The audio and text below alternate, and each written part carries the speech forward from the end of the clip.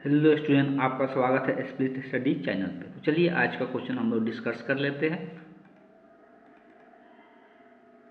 Question को ध्यान से पढ़ेंगे। ये क्वेश्चन को हम लोग सॉल्व करेंगे।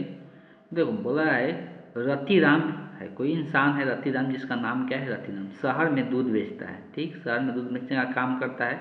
बात किया जा रहा है प्रतिदिन, अगर एक दिन का बात करेंगे तो एक दिन में कितना लीटर दूध बेच देता है, तो 10 लीटर का दूध बेचता है। कितना बात क्लियर है। और दूध का जो प्राइस है 1 लीटर का कितना रुपए है, तो 45 रुपये है प्रति लीटर। प्रति लीटर का मतलब ही होता है कि 1 लीटर, प्रति का मतलब क्या होता है एक, तो 1 लीटर का मतलब 1 लीटर का प्राइस जो है कितना है, 45 रुपये है। और एक दिन में कितना लीटर बेचता है, 10 लीटर बेचता है। तो इसका मतलब अगर कोई पूछेगा कि एक दिन में कितना रुपए का दूध बेच दिया, तो अगर एक दिन में दूध का बात करेंगे तो 45 रुपये के रेट से 10 लीटर दूध बेचा जाए तो 45 गुना क्या हो जाएगा, 10 हो जाएगा। 1 लीटर का अगर दाम है 45 रुपये, तो 10 लीटर का कितना होगा, 45 गुना 10 हो जाएगा। गुना करेंगे तो गुना करना बहुत आसान है, सिर्फ अंत में जीरो दिख रहा था, एक जीरो लग जाएगा। तो 450 रुपये का दूध क्या कर दे रहा है, एक दिन में बेच दे रहा है। इतना बात तो क्लियर है।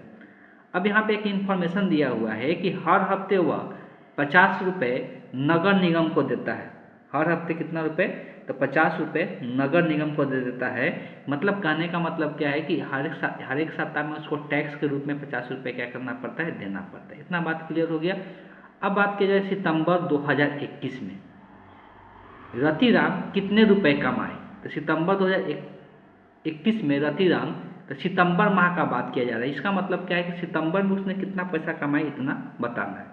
अब आपको इतना पता कम से कम होना चाहिए।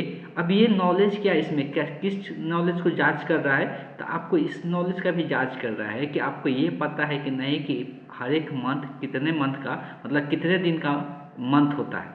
कहने का मतलब जैसे अगर थोड़ा सा एग्जाम्पल लेकर समझाते हैं तो जनवरी आपको पता होगा, थोड़ा बहुत भी अगर जानकारी रखते होंगे तो हर एक मंथ के बारे में आप कम से कम, आपको जरूरी सब चीज़ें याद होना जाना चाहिए।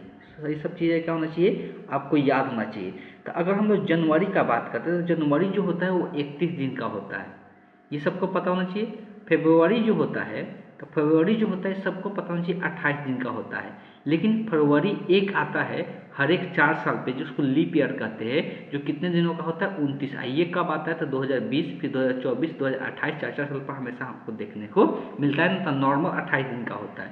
उसके बाद जो मार्च होता है, जो मार्च होता है वो कितने दिन का होता है, तो फिर ये 31 दिन का होता है। फिर अप्रैल जो होता है, तो अप्रैल फिर 30 दिन का होता है। फिर मई 31 का होता है। तो ये ऐसे अल्टरनेट में चलता है। लेकिन कहाँ पे ध्यान देना है, तो एक जुलाई और एक अगस्त, ये दोनों का दोनों 31 दिन का होता है। दोनों का दोनों कितना दिन का होता है, 31 दिन का होता है। और फिर जब सितंबर आता है तो फिर सितंबर कितने का हो जाता है, 30 का हो जाता है। इस बात को ध्यान में रखना है। बस आपको यही इन्फॉर्मेशन का यहाँ पे जांच रहा था।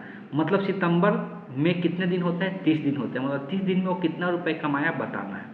अब देखिए, ये एक दिन का प्राइस कितना है, 450 रुपये। तो 30 दिन का कितना होगा, तो अगर सितंबर माह में 30 दिन होता है, इसमें कितना से गुना कर देंगे, 30 से गुना कर देंगे।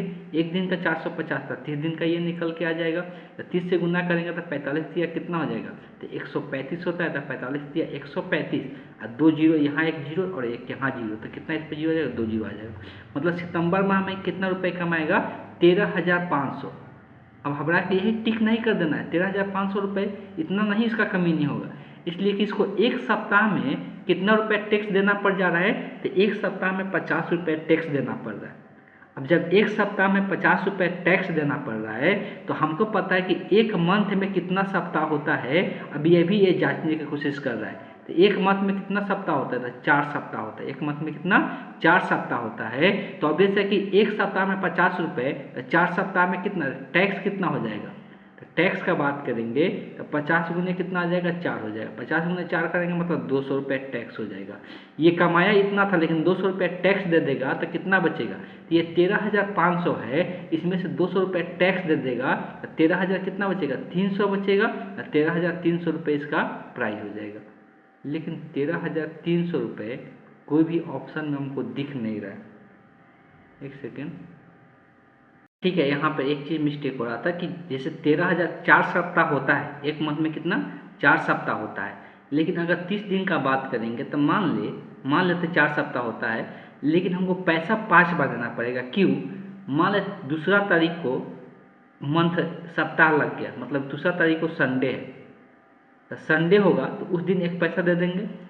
फिर क्या होगा, 2 तारीख के बाद कितना तारीख आएगा, तो 2 के बाद 7 वो और जोड़ देंगे तो 9 को देना पड़ेगा। फिर इसमें 7 जोड़ देंगे तो 9 के बाद कितना हो जाएगा, 9 के बाद 16 होगा। फिर इसमें 7 जोड़ेंगे तो कितना हो जाएगा, तो 7 इसमें जोड़ेंगे तो फिर ये 23 हो जाएगा। 23 के बाद फिर अगर 7 जोड़ते हैं, 23 के बाद कितना, अगर 7 जोड़ते हैं तो कितना हो जाएगा, तो फिर 30 हो जाएगा। कहने का मेरा मतलब ये है, उसमें हमको जब भी पैसा देना पड़ेगा 30 दिन में, तो हमको कितना बार देना पड़ेगा, 5 बार देना पड़ेगा। सप्ताह तो आ रहा है 4 बार, लेकिन पैसा कितना बार देना पड़ेगा, 5 बार। इसीलिए यहाँ पर कितना से गुना होगा, 5 से, और 5 से गुना होगा तो 250 हो जाएगा। इसमें से जब 250 निकल जाएगा तो 1300 कितना, 1350 रुपये आपको बच जाएगा। यही इस क्वेश्चन का आंसर हो जाएगा, जो कि आपको ऑप्शन ए में दिख रहा है। इस क्वेश्चन का जो करेक्ट ऑप्शन होगा, option A he the correct option हो जाएगा। क्लियर है? किसी प्रकार का डाउट रह जाता है तो फिर भी आप दोबारा क्वेश्चन पूछ सकते हैं, और नए क्वेश्चन के लिए आप मेरे व्हाट्सएप नंबर पर संपर्क कर सकते हैं। Thank you.